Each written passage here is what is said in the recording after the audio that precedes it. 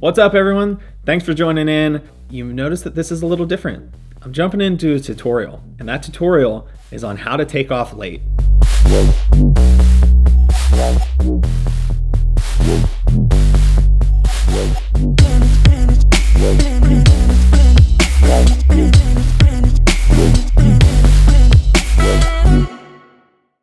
Now it's funny what sparked this whole idea. Last week I was going through organizing my desk and I came across this piece of paper. On that piece of paper, I wrote down goals for my vlog, tutorials, gear review, looks into my bag and my truck about what I'd travel with and what I pack for surfing, what I pack to film with, and I've done none of them. So that's all gonna end right now. You're gonna learn how to take off late, how to paddle, where to position yourself, what not to do, all in hopes of getting you guys some more tube time. So the first portion of this that we're going to cover is all involved with taking off behind the peak.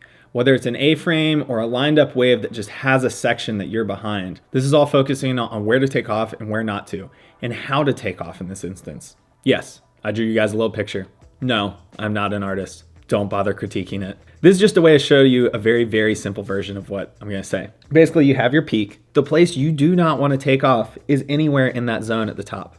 That is where you're going to get the least amount of barrel time and the most likely chance of going over the falls or airdropping and face planting to your doom. You want to be behind it, whether you're going right or whether you're over here going to go left. Basically, what's explained here is the closer to the peak you are, the more you're going to have to stall into the barrel. The more speed you'll gain initially by standing up because you're taking off on a taller part of the wave, and the less speed that you need to get through the tube. Whereas when you take off further behind it, you have to pump, you have to generate that speed. You're taking off on a weaker part of the wave. And there's two instances. You have a wave that's peaked up and isn't heavy.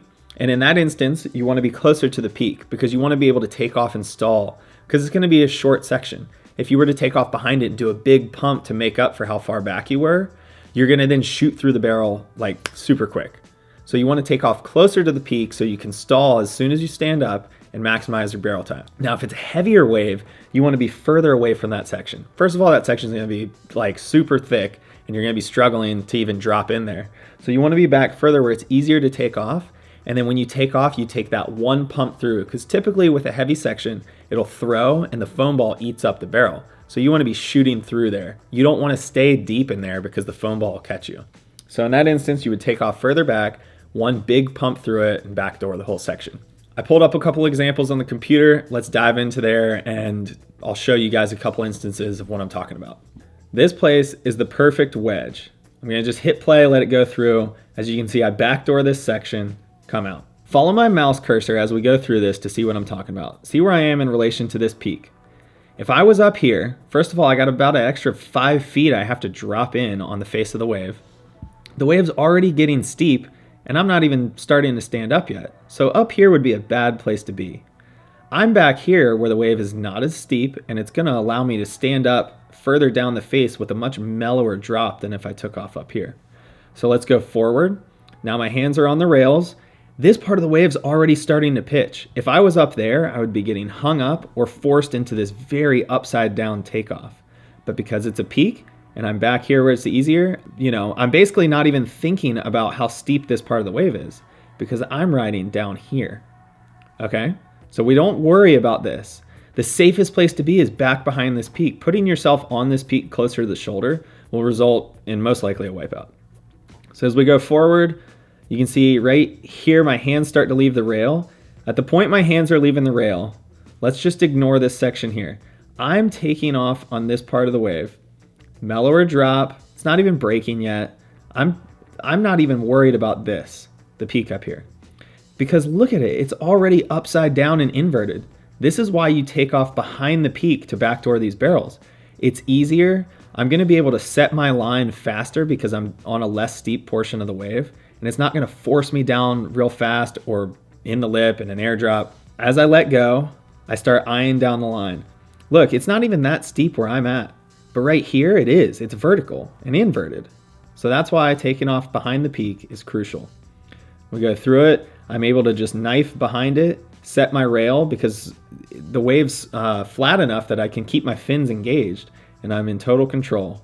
Right here, as soon as I know that I'm gonna make it, I get to relax and just enjoy the ride. I'm gonna do one example on a small wave for you guys, because a lot of you guys are probably gonna be not riding some slabbing tropical barrel that's over reef and whatnot. Most of us surf beach breaks. I surf beach breaks all year long. So that's what we're gonna look at, is doing the same technique, but on a smaller wave. So on this one, you can see where I started paddling from way out the back and I scratched inside, but I actually went too far inside. I'm gonna play this once through and then we'll look back at how to dissect it. All right, so as I'm paddling, I'm looking at where the peak is right here. I'm thinking, okay, how far in from that am I? Am I behind it enough? What's my takeoff gonna look like? And then once I know, like, all right, I'm behind the peak and I'm gonna need to take off and knife it really fast.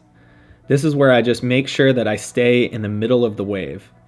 I'm trying to stay down below this portion up here where the peak is. This is whitewatering.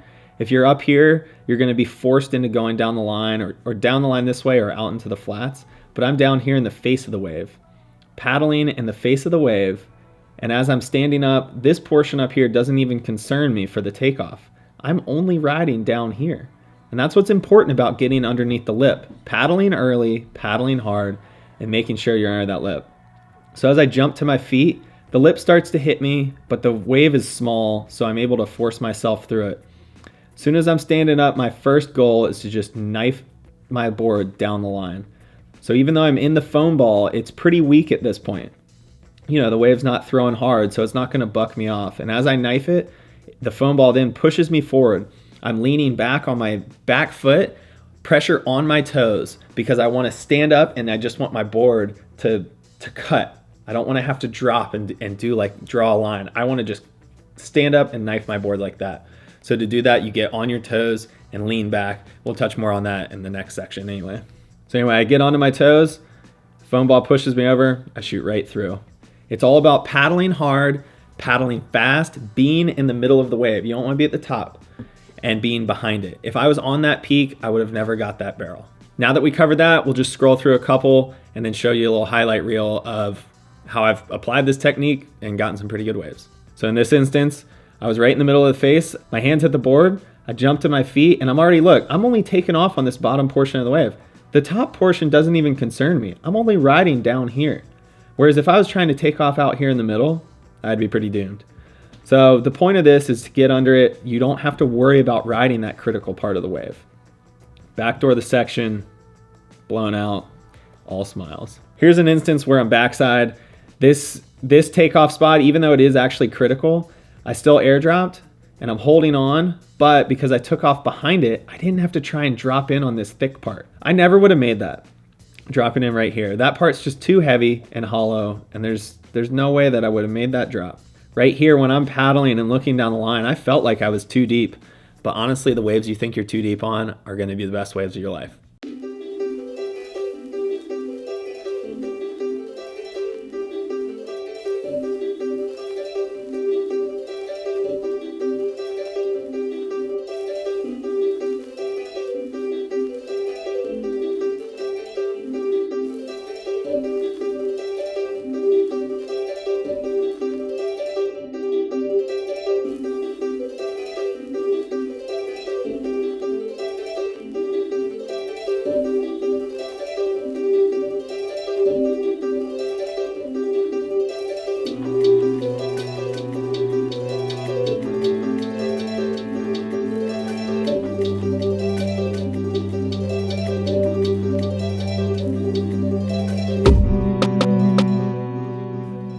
All right, now let's take a look at what to do when you are forced into an airdrop. So as far as a peak goes, that no zone I told you about, that zone you don't want to take off in, well, sometimes you have to. Well, when you airdrop from the peak like that, or even on a long stretched out wave, the main thing you want to do is put all of your pressure on your back foot, and not just your back foot, but your toes. Like we said, the wave wants to suck you up the face. In this instance, it's going to help you. You're going to land on the face, lean back on your toes, so that your fins and your board dig in so that it catches the face and slows you down up the face. So what'll happen is you'll airdrop down, kick, and then it keeps you from going out into the flats or out to where the lip's gonna land on you.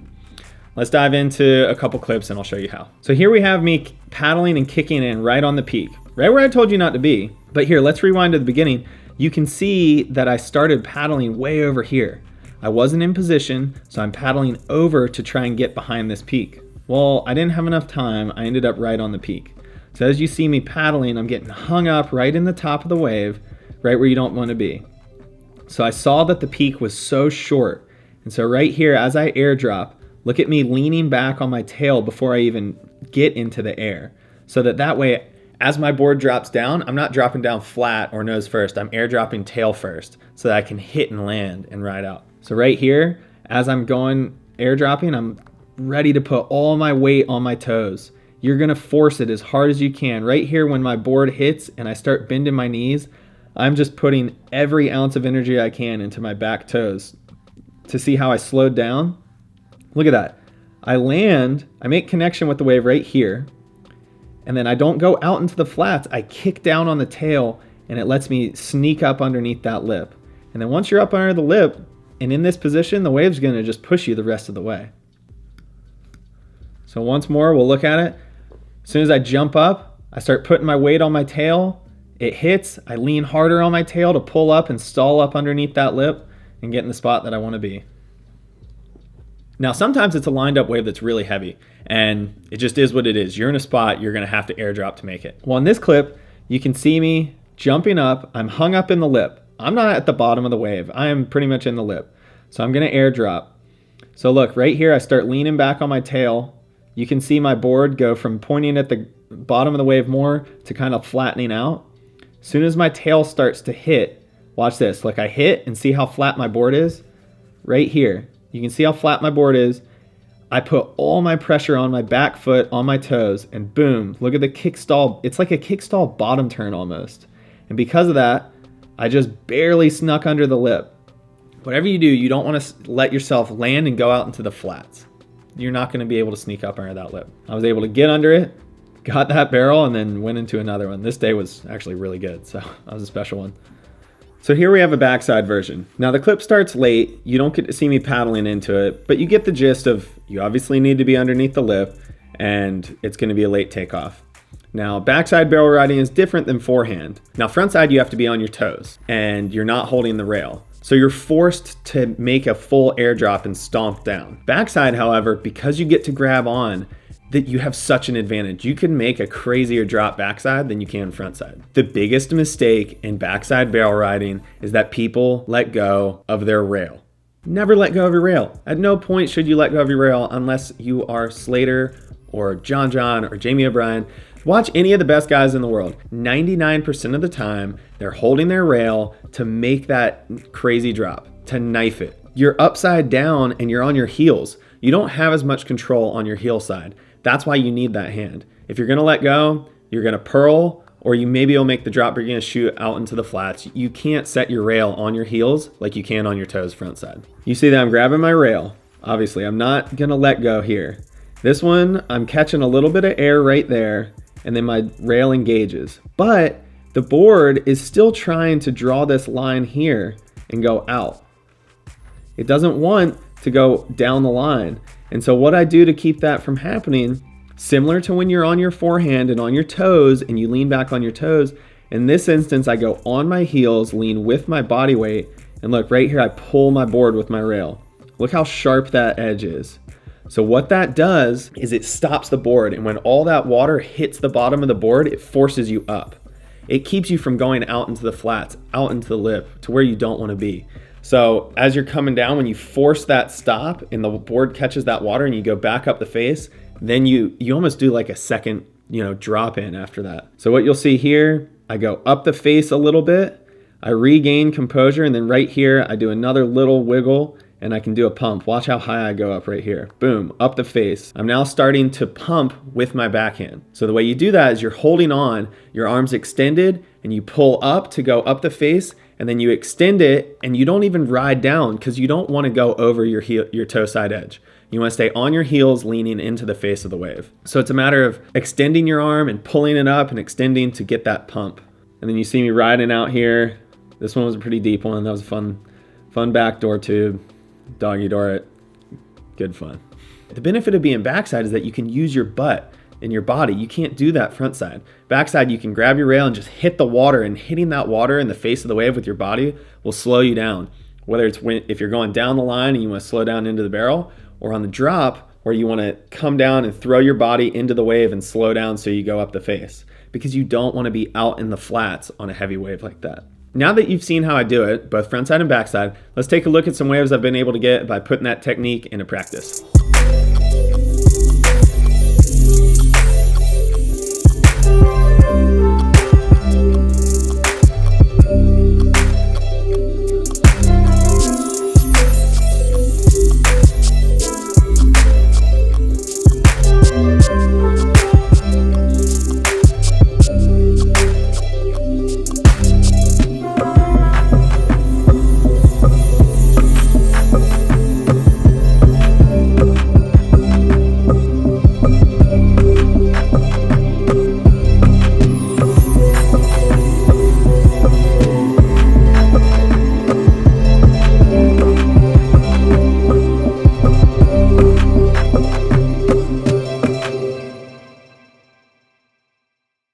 And the final instance I want to touch on is when you're in the most critical part of the wave. This wave is moving so fast and sucking up so hard that it will be the most difficult drop you can possibly make, being under the lip on a steep and fast wave. Now, the biggest thing to doing this is making sure that as soon as you stand up, your arms and your shoulders are focused on getting down the line.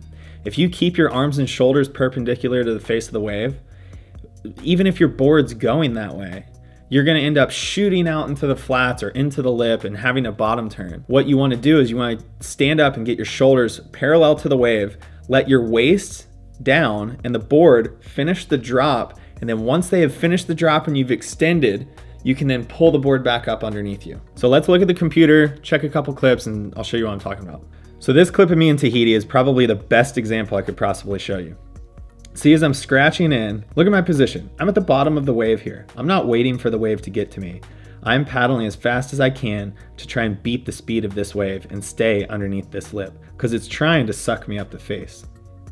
So as we get further into it, I'm scratching. Notice there's one paddle, two paddles, and even a third paddle as the wave's trying to stand up over top of me.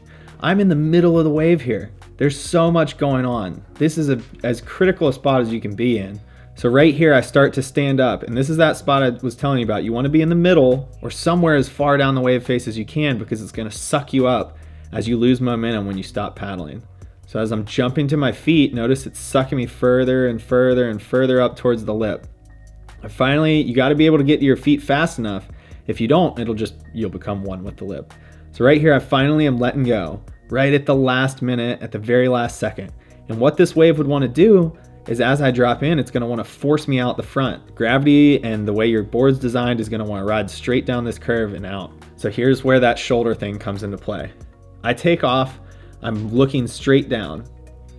And then as soon as I start to airdrop and start going down the face, I'm already, look at my shoulders, I'm already trying to hug the face of the wave as much as I can. My body's extended. I'm not trying to crouch over it. If I was crouched over my front foot, I would be purling. So you want to keep all on your back foot and keep leaning into the face of the wave. So as I'm sliding out here, notice that my shoulders, I'm trying to keep parallel with the wave. My board and my bottom half are still trying to go out here, but my shoulders are trying to go out here. Okay? So I'm going to hold this position until right in here, when my fins finally catch. You see it right there. So see, they're sliding and sliding, and at the last second, watch these next two frames, you see my tail kick over. So that's my fins finally, as they kick over, they finally grab the face of the wave. And right at that moment, I'm about to hit the lip, I'm about to go straight into it. At that moment, I finally can pull my board up under me. Look where it goes from there. I'm already up here. So what happens is, even though your body is trying to go that way, the moment your fins kick in and you have control again, all you have to do is pull your board up. You do a pump. And when that pump pulls your board just back around your feet, your whole upper body is pretty much going to stay where it already was. And so that pump just gets you back over your board. And it pulls the board from way out here all the way back to underneath you and up on the face of the wave. So I was able to pump over that first foam ball. and then set my line, and I had to do one more pump here to get through that foam ball. And to ride through the foam ball, you got to stay on your back foot. You got to be leaning back. If you're leaning forward and that foam ball comes across your nose, you're going to go flying forward. So you want to lean back, and then that way as the foam ball shoots out, it goes under the board and you can keep going. Let's play this again. This, like I said, this is as critical as it gets. You're scratching for everything. The wave's moving faster than you are. So your goal is to try and stay underneath that lip. And then as soon as you start standing up, just start forcing yourself down the line, and then let your body and everything else catch up once your fins engage. And I will say, if your fins don't engage, you're just going to wipe out. But at least you tried. I mean, the ones that you don't think you're going to make are going to be the best waves you get all day or in your whole life. All right, now let's look at this backside wave taking off underneath the lip. You don't see me paddling into it, but obviously I am as much up in that lip as you can get. The thing about backside is backside takeoffs, as far as like the airdrop and land and pull up and knifing it under the lip, are pretty similar. Because you're holding onto your rail, you don't have to really change up that much compared to front side, where your approach is totally different in both instances. Here we have a late takeoff under the lip. I'm holding on. As you see, as soon as my hands hit the rail, my back hand never leaves. I never let go of that rail. I'm ready to sit here and knife it and throw my body into the face of the wave to keep from going out into the flats here. You're basically just side slipping down. And so what's gonna happen is right here, I throw my butt into the wave, and when I do that, it pulls me up the face, or at least keeps me from going out more. As you can see right here, I'm getting really dangerously close to the lip. So between my body weight being forced into the face here and my arm pulling my board, it's kind of hard to tell, but my board's at a pretty hard angle across this. What happens is that foam ball shoots up under it, pushes me up, and my body weight in the face of the wave also slows me down and pulls me up the face. See right here, look, my butt's in the wave, the board has finally pushed me up off the foam ball, and my weight in the face of the wave is pulling me up. And so then once I get into that position, I'm still stalling, and then I'm ready to lean off my butt and lean forward to get pushing through this section. But I never let go. So focus on making that drop, holding your rail. It is what is necessary. There's no shame. If you try and go no-handed, you're gonna have a much harder time. So grab that rail, pull up under there, force using your butt, your body, your arms pulling on the board, whatever you can to keep yourself from going out in the flats and knifing it down that line. And then once you get going down the line, just like I said earlier, you can use that arm motion to pump through the barrel. A lot of people think that once you're locked in backside, that's just, it is where it is. How you are is how you're gonna be, and if you make it, you do. If you don't, you don't. But you can do these little minute pumps backside. They're enough to make adjustments that are needed to be able to get out and avoid that foam ball, and just give you that little bit of extra speed so you don't get caught up.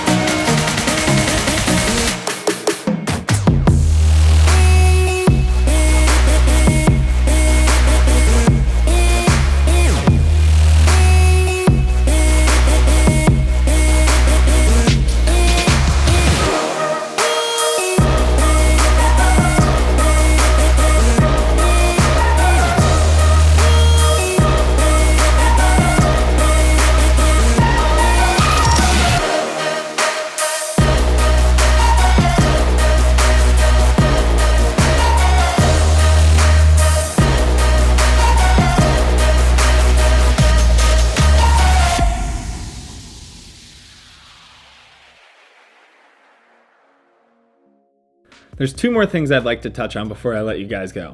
One, there's a difference between how you paddle for a wave that's a peak and a wave that's rushing down a point break or a sandbar. That wave's coming at 20 some miles an hour down the beach. You're gonna have to paddle fast enough and get to the bottom and pump to be able to catch up to that speed. So that last technique I showed you is what's going to come in handy in instances like that. You're going to want to paddle slightly at an angle as fast as you can, as soon as you can, to start trying to catch up to that speed. And the final thing I want to talk about is wipeouts and mistakes. You're going to make mistakes. You're going to get pounded trying to do this. Like I said, you have to fight against your instinct to go for the shoulder, to take off in the place that seems safer, when in all reality, being in the barrel is the safest place you can be to wipe out. Going over the falls, hesitating, if you paddle some and then hesitate and go over the falls, that's so much worse than if you paddle really hard and get to the bottom and then fall. So you might as well give it your all, because you might get the best wave you've ever caught. I've had instances where I should have paddled sooner, but I didn't. And because of that, I got into the wave too late and either purled or airdropped and had to go straight. But just know sometimes it wasn't meant to be. Whether you're trying to take off on a wedge and it doesn't barrel and it just breaks on you because you're underneath of it, or you make this crazy drop and pull in, but you're a little too deep and it runs by. But guaranteed, if you put this stuff into practice and start pushing yourself a little deeper and, you know, more underneath the lip, you're gonna get some pretty insane waves. Well, I hope you guys learned something. I think that I touched on everything. If there's something that I left out or you have questions, drop them in the comments. If there are truly a bunch of things that I left out, I'll do a live video updating you guys on all those. But I think I covered the basics here. But anyway, let me know what you guys think. In the future, if you apply these things and they've helped you, please let me know. I'm curious. I look forward to doing more tutorials like this and kind of more in-depth things besides the daily or the weekly vlogs. I'll see you guys next time. I appreciate you tuning in. Be sure to subscribe if you don't already. And hopefully you get to enjoy some epic tube time because of this video.